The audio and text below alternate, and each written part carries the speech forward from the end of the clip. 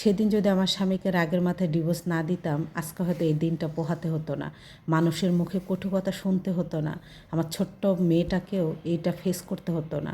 স্বামী স্ত্রী সবারই ভিতরে ঝগড়াঝাটি হয়, তবে আমার সবসময় মনে হতো আমি এর থেকে ভালো কিছু ডিজার্ভ করি। আমার স্বামী আমাকে এরকম করবে কেন? ছোটোখাটো বিষয় নিয়ে ঝগড়াঝাটি হলেই আমার শ্বশুর শাশুড়িকে আমি খুব বাজে ভাষায় বকাবাজি করতাম, বাবার বাড়িতে চলে আসতাম, আবার আমার স্বামী এসে আমাকে নিয়ে যেত। প্রতিবারই এরকম করে নিয়ে যেত, কিন্তু সেই দিন আমার স্বামী আমার শরীরে হাত তুলে ফেলে। আমিও রাগের মাথায় তাকে বলি, তো সংসার আর করবো না, চলে যাচ্ছি বাবার বাড়ি। ছোট্ট মেয়েটাকে নিয়ে হাত ধরে বাবার বাড়িতে চলে যাই।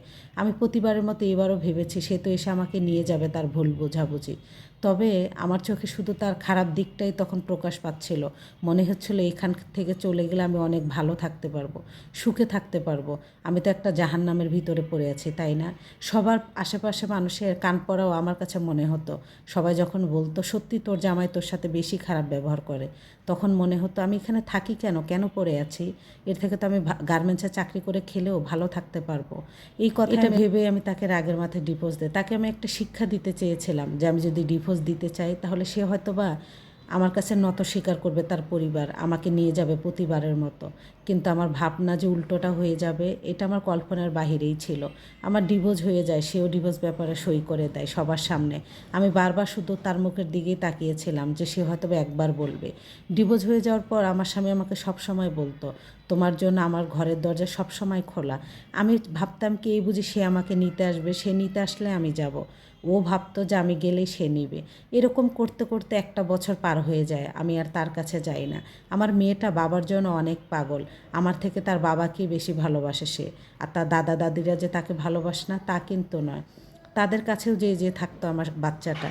এরকম করতে করতে একটা সময় আমার কাছ থেকে আমার মেয়েরও দূরত্ব বেড়ে যায়। আমার স্বামী ওই দিকে আমার জন্য প্রতিটা দিন মিস করতেছিল, কিন্তু ওই যে আমার রাগটা, আমি ভাবতাম যে আমি যদি যাই তাহলে তো আমি ওখানে লজ্জিত হব যে একবার ডিভোর্স দিয়েছো তারপর তো আবার এসেছো। আমি এটা সবসময় ভাবতাম যে আমার স্বামী তো এসে আমাকে নিয়ে যাবে।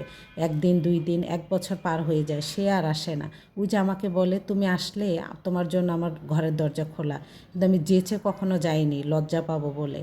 আমার স্বামী এর ভিতরে বিয়ে করে ফেলে, আমার আর সেখানে যাওয়া হয় না। রাগের মাথায় আমি তাকে ডিভোর্স দিয়েছিলাম, আমি চাইনি তার সংসার ছেড়ে দিতে। সেটা সে শুধরে নিয়ে আমাকে নিয়ে যাবে, কিন্তু তার ভাবনাটা আমার ভাবনাটাই উল্টো হয়ে গিয়েছিল। সে আর একটা বিয়ে করে সুখে শান্তিতে সংসার করতেছে। প্রতিনিয়ত আমার কাছে মনে হয় যে আমি কতটা ভালো ছিলাম, সম্মানের কথা না ভেবে, মানুষ আমাকে কি বলবে এটা না ভেবে যদি ডিভোর্সের পরেও আমি যেতাম। ডিভোর্সের পরও আমার স্বামী আমার সঙ্গে যোগাযোগ রেখেছিল, ফোনে কথা হতো।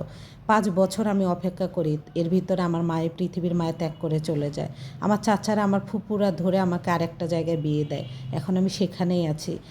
যার সাথে আমার বিয়ে হয়েছে এনার মতো খারাপ লোক আমার লাইফে আমি দেখিনি। আমার কাছে কত যে এখন মনে হয় আমার স্বামী যে কত ভালো ছিল, অর্ধেকও এখানে না। কারণ এখন তো আমার দেখার কেউ নাই, আমার পেটের ভাত জোগানোটাই অনেক কঠিন হয়ে গিয়েছে।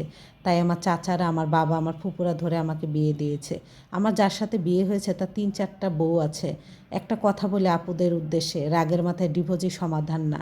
ডিভোর্স দেওয়ার আগে 100 বার ভাববেন। আমার কাছে সবসময় মনে হয়, নামাজ পড়ে আমি এখনও আল্লাহর কাছে বারবার বলি, আল্লাহ কোনো কিছুর বিনিময়ে আমি যদি আবার তার কাছে যেতে পারতাম, সে শুধু আমাকে ভাত কাপড় দিত, মাঝে মাঝে খোঁজ খবর নিত, এতে আমি অনেক ভালো থাকতাম। আমি এখন মনে হয় বেঁচে থেকেও জিন্দা লাশ হয়ে আছি।